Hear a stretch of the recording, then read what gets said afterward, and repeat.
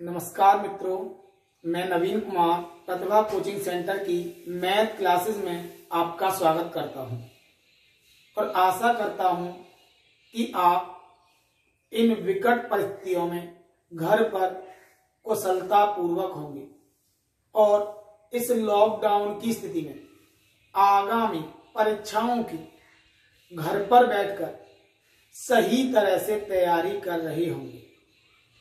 तो मैंने last topic में आपको समझाया था शेषफल प्रमेय मेथड से शेषफल कैसे निकाला जाता है।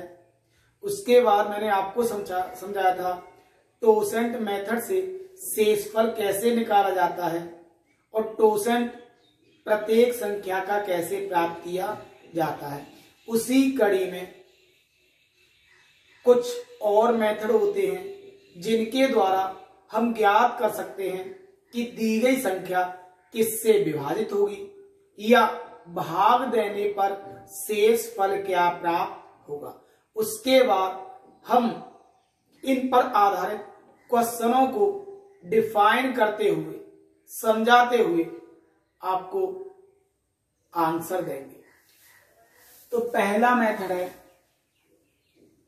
x की पावर n माइनस a की पावर n सदैव x माइनस a से विभाजित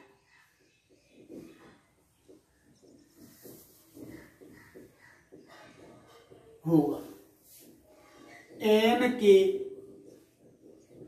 सभी मानों के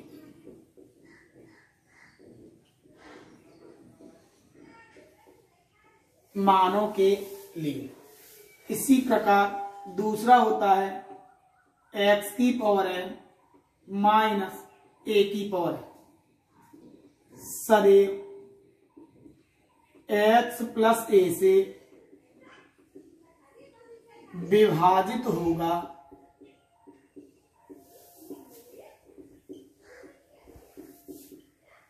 n के सममानों के लिए।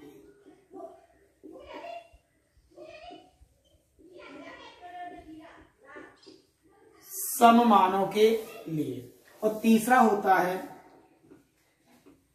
x की पावर n प्लस a की पावर n सदैव x प्लस a से विभाजित होगा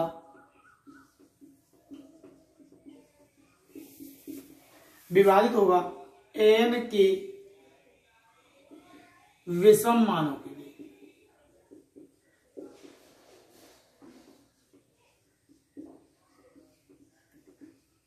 विषम मानों के लिए मैंने क्या बोला है, x की पावर n माइनस a की पावर n सदैव x माइनस a से विभाजित होगा n के सभी मानों के लिए।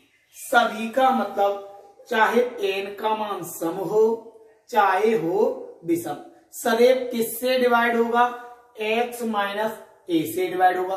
क्यों होगा, मूल कारण क्या है। अगर मैं बोलूं भाई x की पावर 2 माइनस a की पावर 2 तो ये क्या बनेगा, x माइनस a और x प्लस।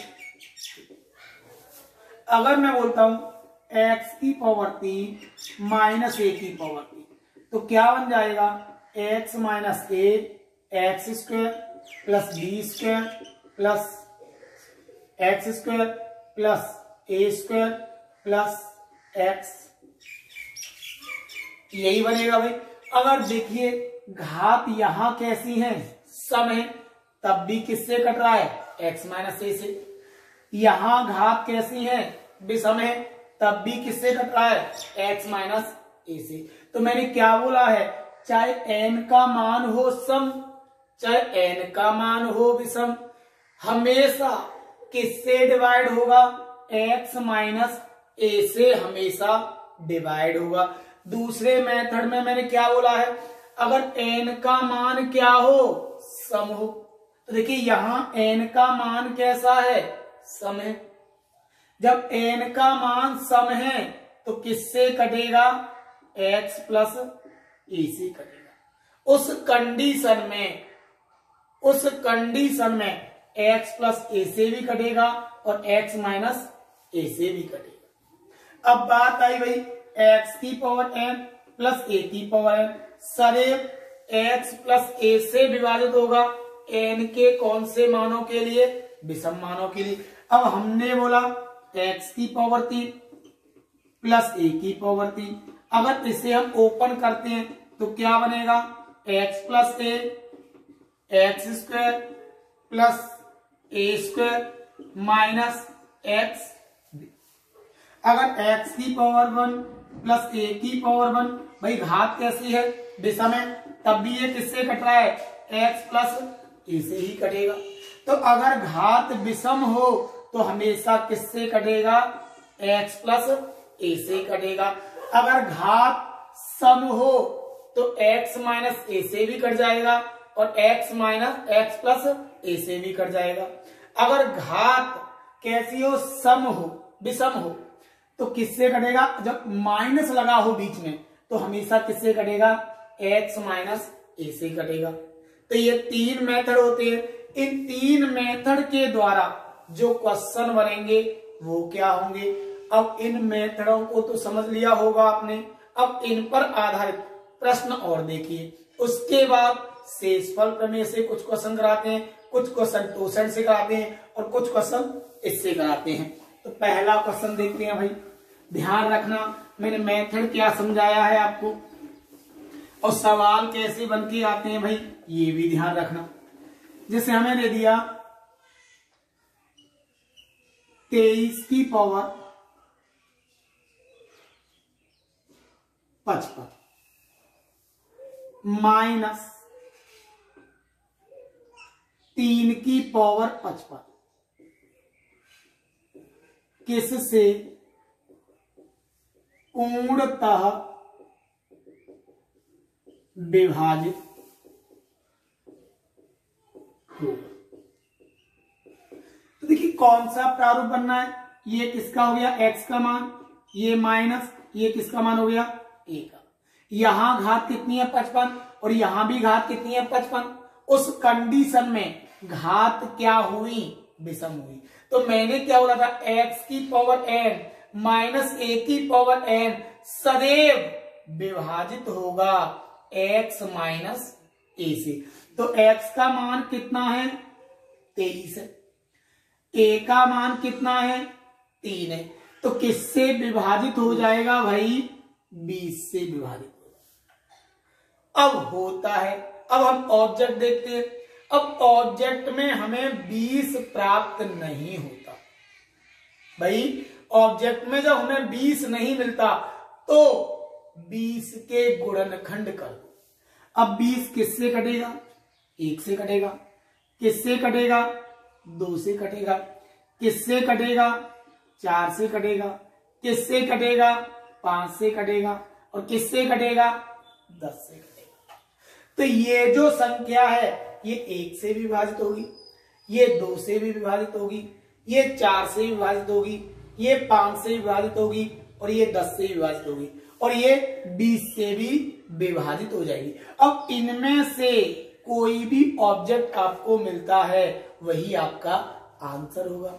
1 भी मिल सकता है ऑब्जेक्ट में, 2 भी मिल सकता है ऑब्जेक्ट में, 4 भी मिल सकता है ऑब्जेक्ट में, 5 भी मिल सकता है ऑब्जेक्ट में, 10 भी मिल सकता है और 20 भी मिल सकता है। अगर हमसे बोलता है कि दी गई संख्या किससे पूर्णतः विभाजित होगी तो इन 6 संख्याओं में से कोई भी एक संख्या आपको ऑब्जेक्ट में दी जाएगी, वही हमारा आंसर होगा। ये जरूरी नहीं है कि ऑब्जेक्ट में 20 ही प्राप्त हो।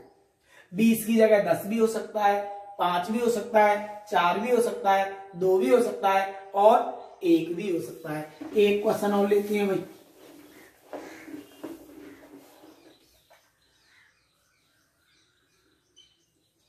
पैंतालीस की पावर 50 माइनस 3 की पावर 50 किस संख्या से पूर्णतः विभाजित होगी?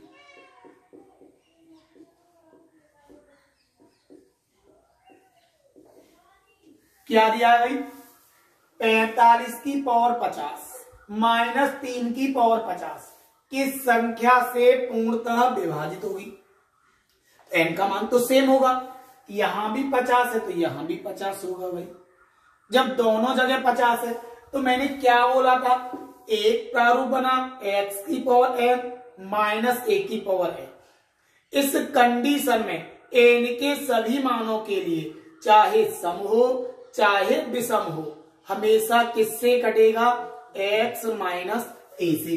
तो x का मान कितना है, 45 है, a का मान कितना है, 3 है, और 45 में से 3 गया तो किससे कटेगा, 42 से कट जाएगा। किससे कटेगा, 42 से कटेगा। तो एक तो ऑब्जेक्ट मिल सकता है 42। अब हमने क्या देखा, घात कैसी है, सम है, घात कैसी है, सम है। और मैंने क्या समझाया, x की पावर n माइनस a की पावर n। यदि n का मान सम हो, यदि n का मान सम हो तो हमेशा x प्लस a से विभाजित होगा। x का मान 45, a का मान 3, तो क्या आया, 48 हो गया। 45 और 3 48 हो गया। अब भाई आंसर 42 भी हो सकता है और आंसर 48 भी हो सकता है।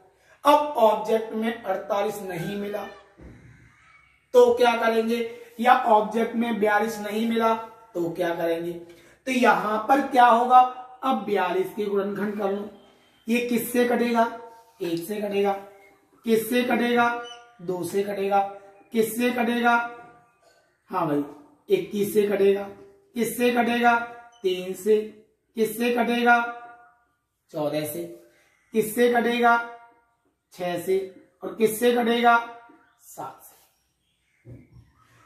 ये भी ऑब्जेक्ट हो सकता है, ये भी ऑब्जेक्ट हो सकता है, ये भी ऑब्जेक्ट हो सकता है, ये भी हो सकता है, ये भी हो सकता है, ये भी हो सकता है, ये भी हो सकता है। इनमें से हमें कोई भी ऑब्जेक्ट दिया जा सकता है। भाई आंसर ये भी हो सकता है, आंसर ये भी हो सकता है, आंसर ये भी हो सकता है। इनमें से कोई भी आंसर हमें मिल सकता है।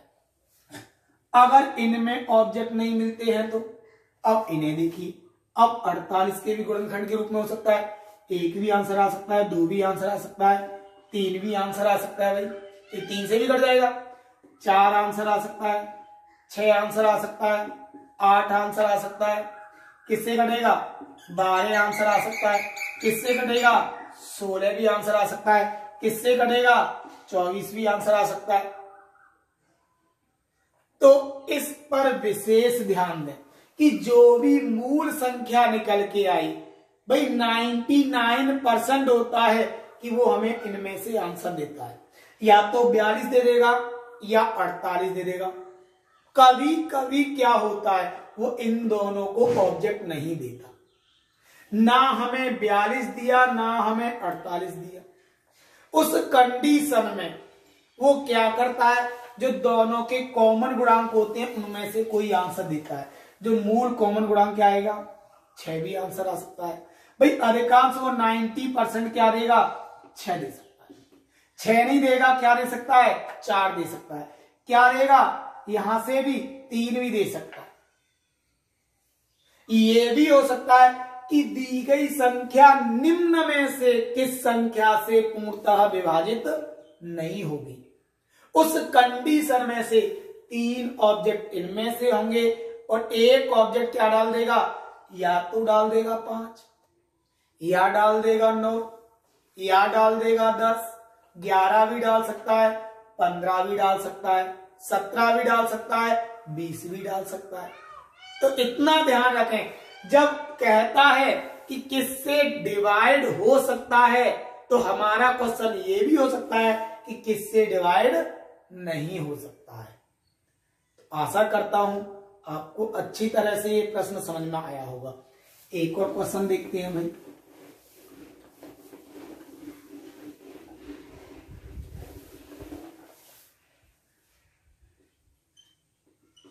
बत्तीस की पावर 23 प्लस 3 की पावर 23 किस संख्या से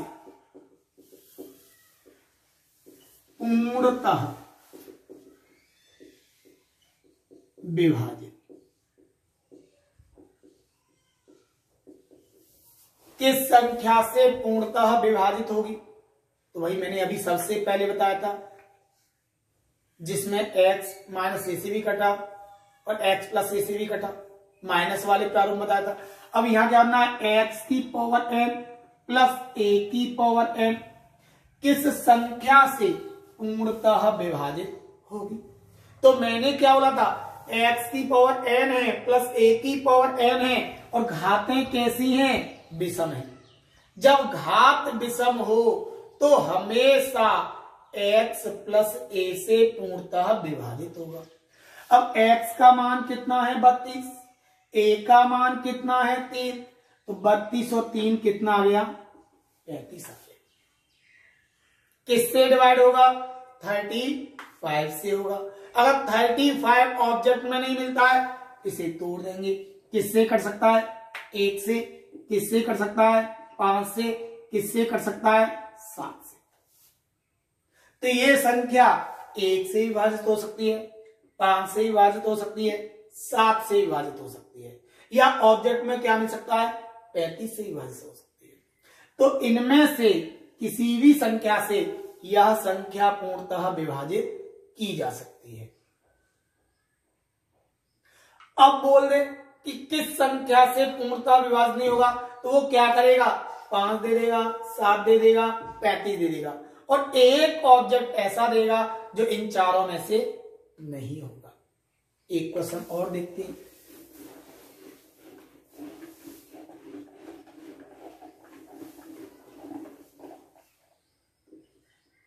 तेईस की पावर 23 प्लस 13 की पावर 13 तथा 23 की पावर 35 प्लस 13 की पावर 35 किस संख्या से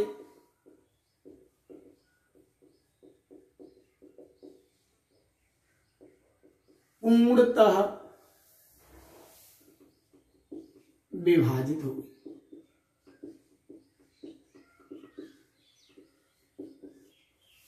किस संख्या से पूर्णतः विभाजित होगी? तो यही बोला है हमने। क्या बोला है? 23 की पावर 23 प्लस 13 की पावर, सॉरी मिस्टेक हो गई, 23 की पावर 23 प्लस 13 की पावर 23 तथा 23 की पावर 35 प्लस 13 की पावर 35। क्योंकि घात n का मान हमेशा कैसा होता है? सेम होगा। जब एक ही क्वेश्चन में लेके चल रहा है, लेकिन दूसरे में लेके जाएंगे तो n का मान चेंज हो सकता है। अब हम क्या देख रहे हैं? x की पावर n प्लस a की पावर n, x की पावर n प्लस a की पावर n। n का मान तो कुछ भी हो सकता है, लेकिन x और a का मान चेंज नहीं होगा। यहां x का मान कितना है? 23। यहां a का मान कितना है? 13। यहां x का मान कितना है? 23। a का मान कितना है? 13। अब यहां भी क्या है? विषम। ये भी क्या है? विषम। ये भी क्या है? विषम। और ये भी क्या है? विषम है भाई। तो मैंने क्या समझाया था कि x की पावर n प्लस a की पावर n सदैव x प्लस a से विभाजित होगा n के विषम मानों के लिए। तो हमारा आंसर क्या आएगा? 23 प्लस 13। 23 प्लस 13 यानी कि 36। क्या आएगा? 36 आएगा। अगर 36 ऑब्जेक्ट में नहीं देता है तो वही पुराना तरीका, 36 के कर दोगे, गुणनखंड ज्ञात कर लोगे।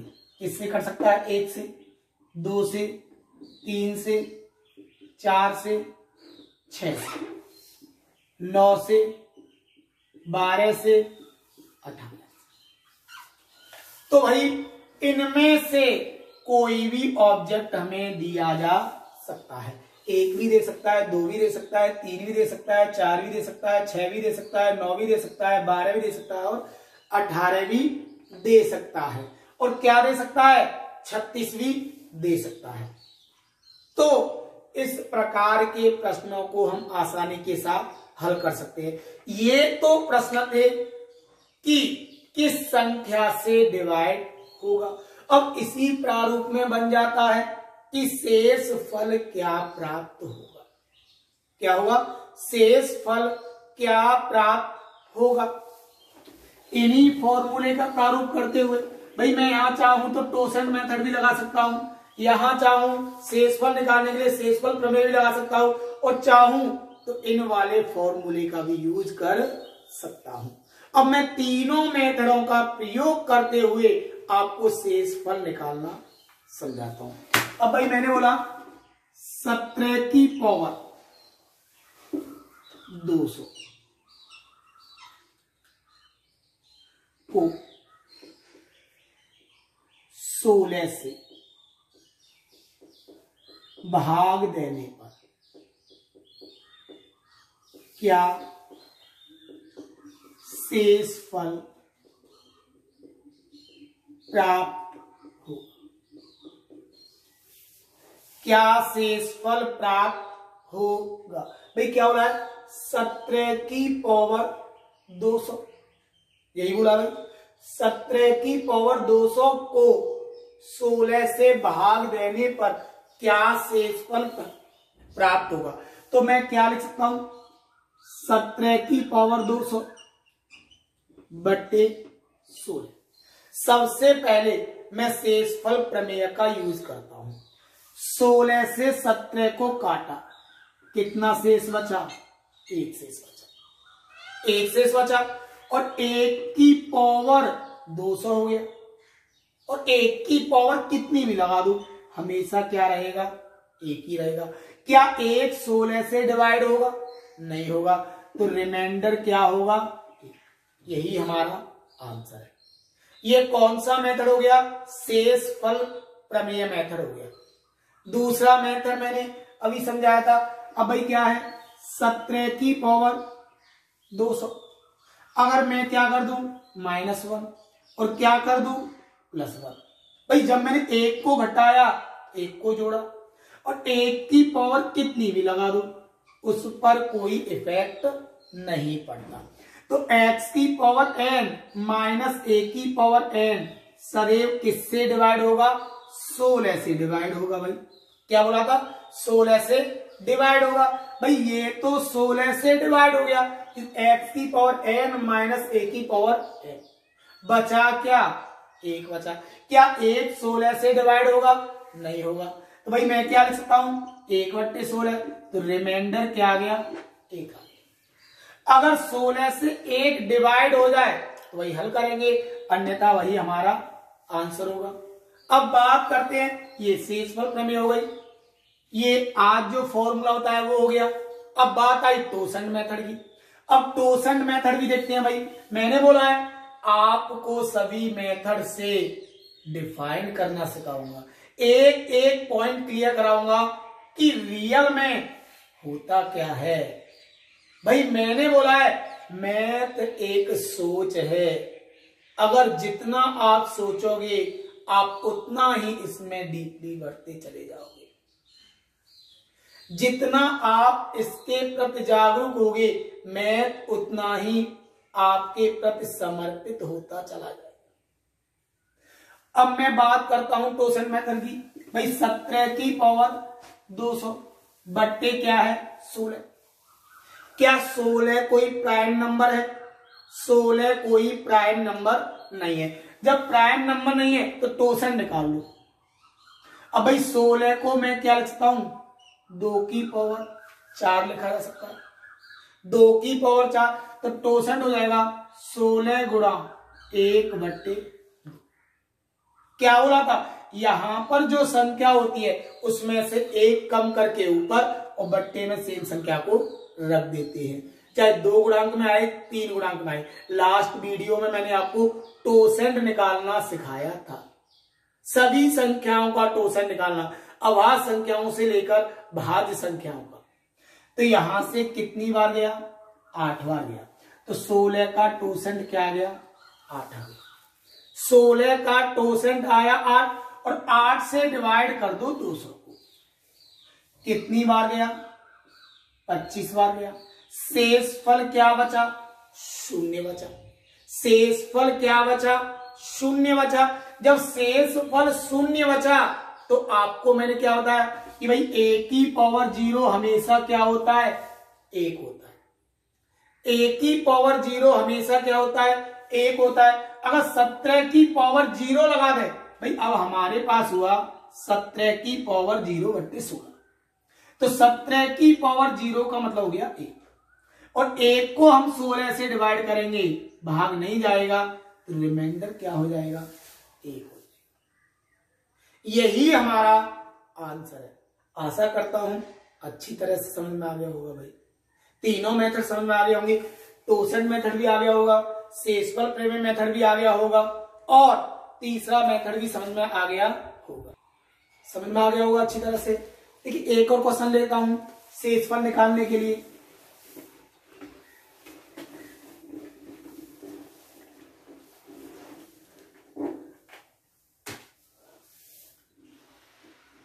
छप्पन की पावर 55 प्लस 48 को 57 से भाग देने पर क्या शेषफल प्राप्त होगा? क्या शेषफल प्राप्त होगा? भाई यही सवाल था आपका। तो हम क्या लिख सकते हैं? 56 की पावर 55 प्लस के 48 y 57। तो सबसे पहले मैं शेषफल मेथड का यूज करता हूं। 57 से 56 को काटेंगे तो 57 एकम 57, 56 से ऊपर चला गया तो क्या बचा? -1 बचा। और -1 की पावर जब 55 लगाएंगे, क्या बोला भाई? -1 की पावर 55, और घात कैसी है? विषम है। जब घात विषम है तो मान किस में आएगा? नेगेटिव में आएगा। अगर घात सम होती तो मान किस में आता? पॉजिटिव में आता। जब मान नेगेटिव में आया तो हमारे पास क्या बना? -1 प्लस के 48 y 57। तो कितना हो गया? 47y 57। क्या 57 से 47 को आप डिवाइड कर सकते हो? भाई 57 से 47 को डिवाइड कर लो तो भाई कर लो।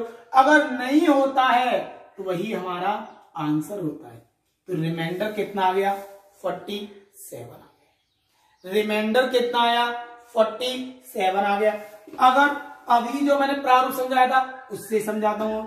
56 की पावर 55 प्लस 1 प्लस के 47 y 57। भाई 1 की पावर कितनी भी लगा दो, क्या 1 पर कोई इफेक्ट पड़ता है? तो ये क्या बन गया? 56 की पावर 55, 1 की पावर 55। मैंने क्या बताया था? x की पावर n प्लस a की पावर n सदैव किससे डिवाइड होगा? x प्लस a से। तो 56 और a 57 से ये पूरा क्या हो जाएगा? डिवाइड हो जाएगा। उस कंडीशन में शेषफल क्या प्राप्त होगा? 47 प्राप्त होगा। यही हमारा आंसर है। आ गया होगा समझ में।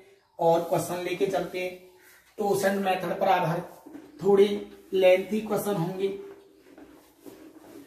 और ये क्वेश्चन पूछ लिए जाते हैं।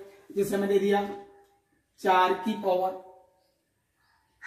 6 7 8 9 बट्टे 6 में शेषफल क्या प्राप्त होगा? क्या प्राप्त होगा? यही सवाल दिया है भाई मैंने। अब यहीं पर देखो, अगर मैं 4 की पावर 1 करता हूं तो 4 आता है, 4 की पावर 2 करता हूं तो 16 आता है, और 4 की पावर 3 करता हूं तो 64 आता है। तो मैं अगर 6 से काटूंगा इसे तो भी 4 शेष बचता है, अगर इसे 6 से काटूंगा 6 दूनी 12 तब भी 4 शेष बचेगा। इसी प्रकार अगर मैं इसको भी 6 से काटूंगा तो दक्षिण 7 तब भी 4 शेष बचेगा। तो हमेशा ध्यान रखना 4 की पावर कितनी भी क्यों ना हो, ये सीजीएल के एग्जाम का पूछा हुआ क्वेश्चन है, बस मैंने घातों को चेंज किया है। एग्जाम में आया हुआ क्वेश्चन है, मैंने 4 की घातें हैं उनको चेंज कर दिया है, बाकी मैंने कुछ भी इसमें चेंजिंग नहीं की है। तो भाई ये अगर 4 की पावर कितनी भी घात हो, उसके बाद अगर उसे 6 से डिवाइड करने की बोले तो रिमाइंडर हमेशा क्या बचेगा, 4। रिमाइंडर हमेशा कितना बचेगा, 4 बचेगा। यही हमारा आंसर होगा। एक क्वेश्चन और देखते हैं, 10 की पावर 10 की पावर 20 की पावर 30। अगर ये अनंत तक भी होता तब भी आंसर क्या आता, 4 ही आता। इसी प्रकार अगर ये अनंत तक है उसके बाद क्या दे दिया, बट्टे 6 दे दिया। में शेषफल क्या प्राप्त होगा,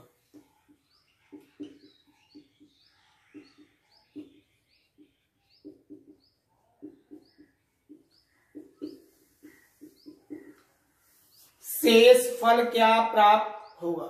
सेम जो कंडीशन यहां बनती है वही कंडीशन यहां पर बनकर आती है। क्यों बनी, देखिए 10 की पावर 1 मतलब 10 आ गया, 10 की पावर 2 मतलब 100 आ गया, और 10 की पावर 3 मतलब 1000। अगर इसे 6 से काटेंगे 6 एकम 6 तब भी रिमाइंडर क्या बचेगा, 4 बचेगा। 6 से काटेंगे 16 छक्के 96 तब भी रिमाइंडर क्या बचेगा, 4 बचेगा।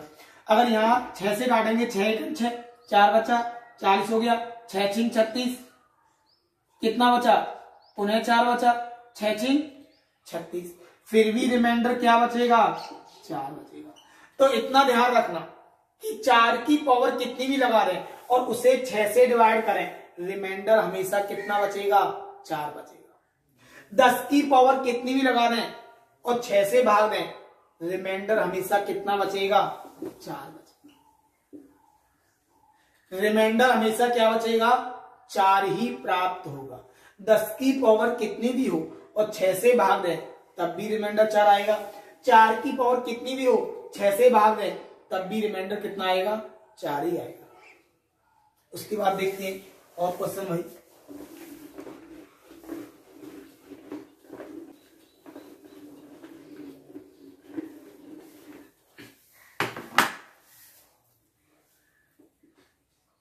सात की पावर 49 की पावर 49 y 7 में शेषफल क्या प्राप्त होगा।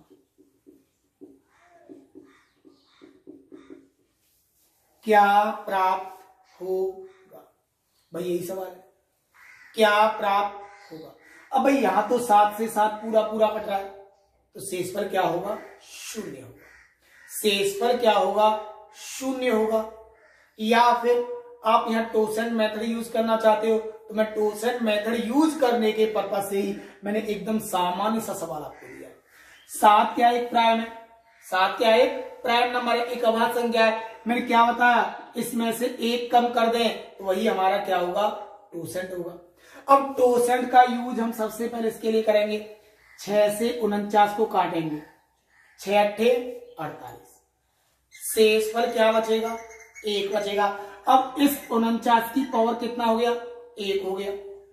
तो जब 49 की पावर 1 लगाएंगे तो क्या बनेगा, 49 ही बनेगा भाई। तो दोबारा जब हम करेंगे तो 7 की पावर 49/7 हो गया। क्या टोसेंट चेंज हो जाएगा 7 का, नहीं होगा। टोसेंट क्या रहेगा, 6 का 6 रहेगा, 6 अट्ठे 48, क्या बचेगा, शेषफल 1 बचेगा। अब 7 की पावर 1/7 यानी 7/7 कट गया, रिमाइंडर क्या आया, 0। रिमाइंडर क्या आया, 0 आया। यही हमारा आंसर है। इस प्रकार से प्रश्न को हम कर सकते हैं। उसी करिए, आवाज आएगी पुश करिए। चलिए एक क्वेश्चन और देखते हैं इसी पर आधारित।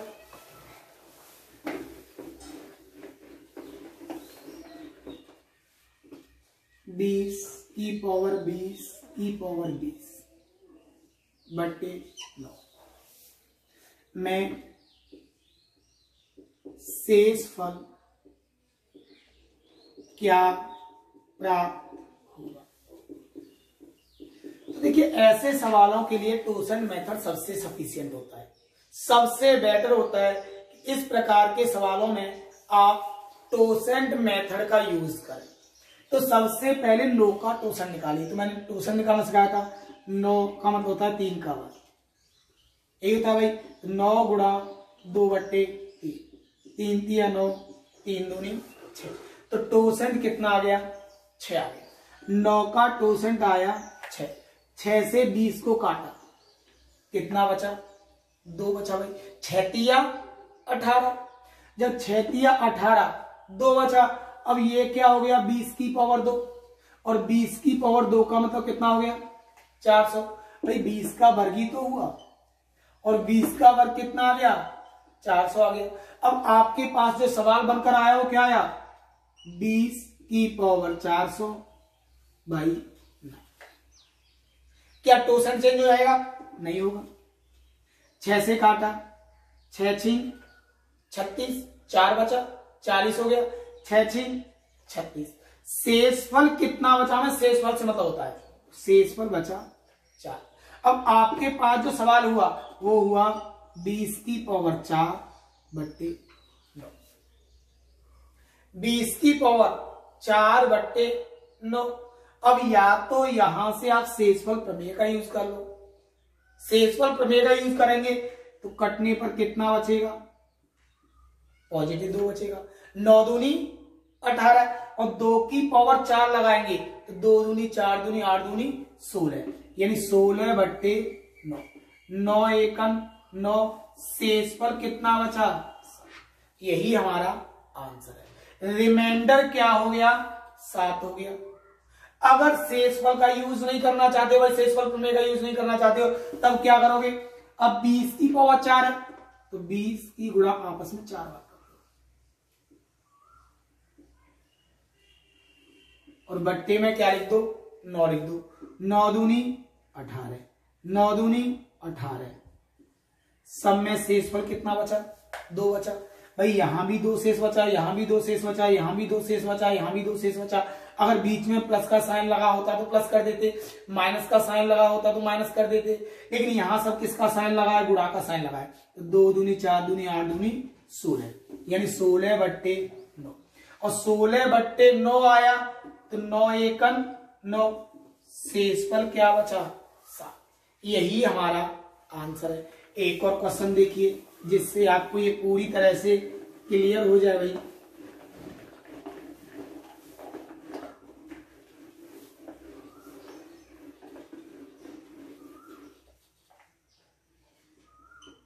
चालीस की पावर 25 की पावर 25 बट्टे 9 में शेषफल क्या होगा?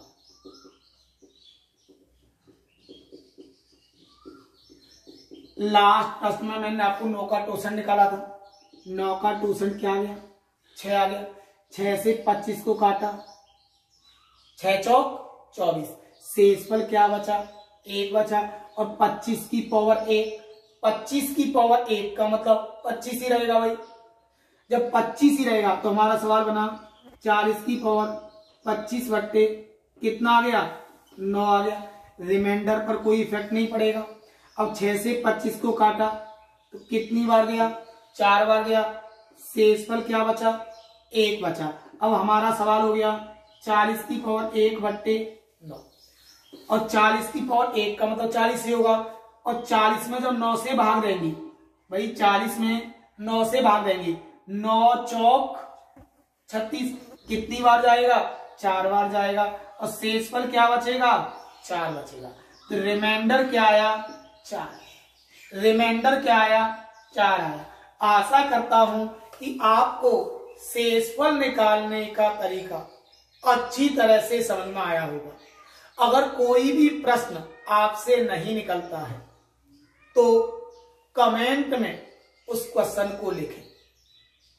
भाई आप घर पर प्रैक्टिस करो, अगर कोई क्वेश्चन नहीं होता है तो कमेंट में उस क्वेश्चन को दें। साथ ही मैंने एक वीडियो में आपको व्हाट्सएप नंबर भी दिया है, अगर नहीं होता है तो मेरे व्हाट्सएप नंबर पर उस क्वेश्चन को भेज सकते हो।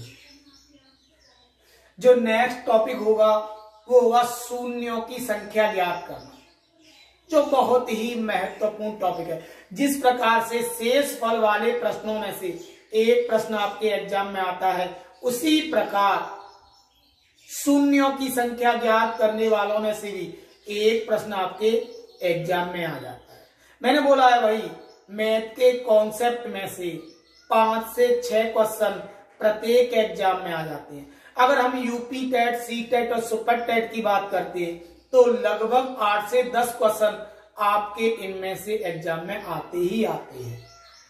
अदर एग्जाम में 5 से 6 क्वेश्चन आपको यहां से मिलेंगे। तो यहीं पर मैं 2 होमवर्क के क्वेश्चन आपको देता हूं।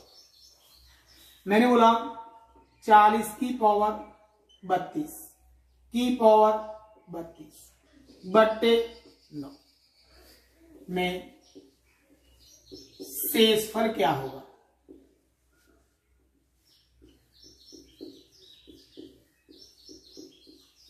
क्या होगा? एक क्वेश्चन और देता हूं, पहला होमवर्क का क्वेश्चन है ये। दूसरा क्वेश्चन होगा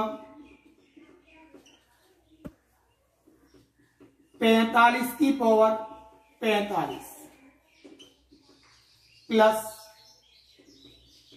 45 को 46 से भाग देने पर शेषफल क्या प्राप्त होगा।